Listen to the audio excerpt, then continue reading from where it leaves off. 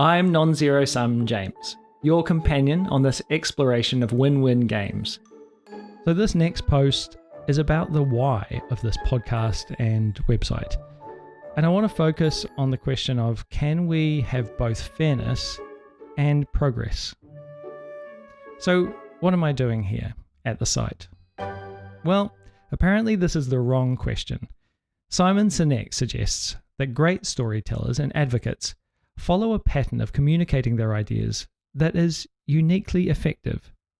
Instead of starting with what they do, they begin with why, their beliefs and motivations. Then they move on to how they live out those beliefs. And then finally they come to what it is they make, their product. So it goes why, how, what. So as an experiment, I've tried to distill the project of this site to fit this pattern. It was difficult and revealing about what actually drives me. I recommend doing it for yourself. You might be surprised by what you find. So, my why. I want to live in a world where everyone is mentally and physically thriving. Human well-being is the main driver for me. But we live in a world where many people, through no fault of their own, are not doing well. The world is not fair, and this motivates me to work towards greater fairness where I can. I believe by increasing fairness, we actually spur on progress, by allowing everyone to reach their potential so that together we can not just survive, but thrive. We can be greater than the sum of our parts. How? Growth and progress is not possible with a zero-sum mentality, where my win is your loss, or where individual gain comes at the expense of the collective. This is a mathematical impossibility.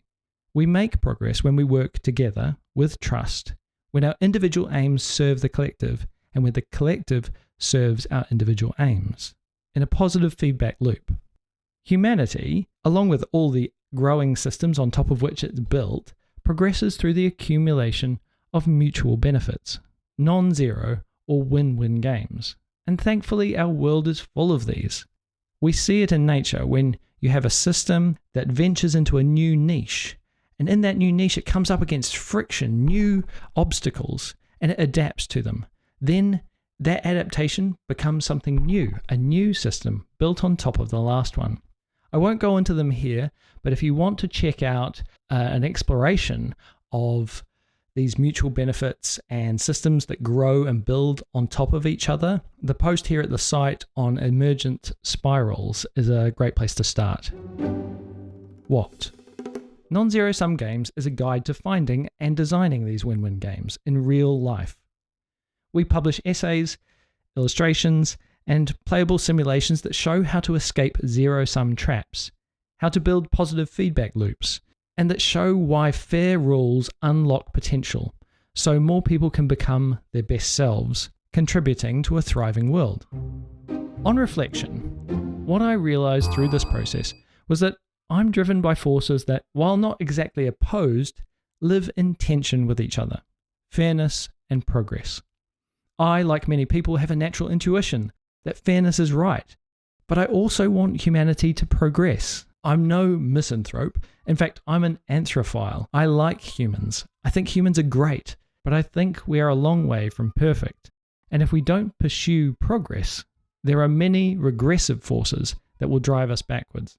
But progress often seems at odds with fairness. We are told that in a capitalist world, we must tolerate inequality in order to spur on growth, that the brilliance of some individuals comes at a cost to the masses. But I think this is exactly backwards. The best and brightest in society thrive when those around them are thriving. The forces of ignorance and the detriments of poverty do nothing to help cancer research, for instance. In fact, having a more ignorant, desperate public leads to political forces that drive funding away from those brilliant minds that might unlock human flourishing, like crabs in a bucket. Having a level playing field where children are given an equal chance to thrive, on the other hand, means we can discover the lost Einsteins of the next generation, and at the same time provide a fairer world for all, which is a worthwhile end in itself. So fairness and progress are not at odds, and the point at which they align is exactly where non-zero-sum games play out. A more educated public is more likely to support medical research, which leads to a healthier public. A level playing field leads to discovering lost Einsteins who contribute breakthroughs benefiting everyone. So there's a common interest in a successful outcome for the individual and the collective.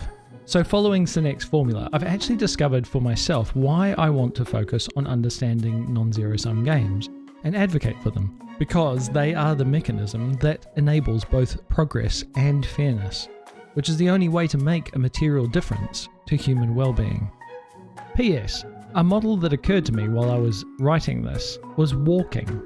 A zero-sum approach says that for a right leg to go forward, the left must go back, so the body ends up in the same place.